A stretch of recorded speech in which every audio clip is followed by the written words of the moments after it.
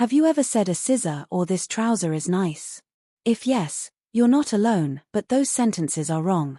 Today, you'll learn a special group of nouns in English that are always plural no matter what. And by the end of this video, you'll never make this mistake again. In English, most nouns have singular and plural forms.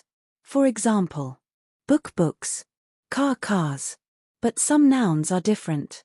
They only exist in plural form. We call them invariable plural nouns. That means they are always used with plural verbs. Let's look at some common examples. Scissors, trousers, glasses, shorts, jeans, pants, clothes. Wrong, this trouser is new.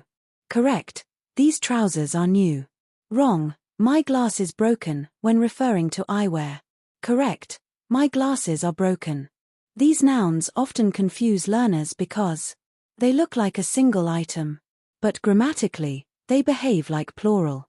For example, a pair of trousers is one item, but we still say, my trousers are expensive.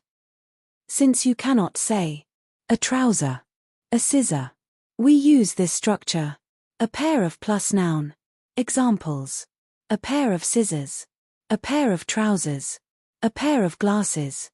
Now the verb becomes singular. This pair of scissors is sharp. That pair of trousers is beautiful. Here's a simple rule. If the noun has two parts, or is treated as such, it is often always plural. Examples: scissors, two blades. Trousers, two legs. Glasses, two lenses. Avoid these. A scissors. This trouser is fine. My cloth is dirty, when you mean clothes. Correct forms. A pair of scissors. These trousers are fine. My clothes are dirty. Now you know something many English learners struggle with. Try this.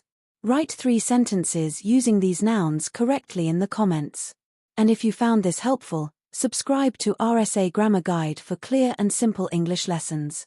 See you in the next video.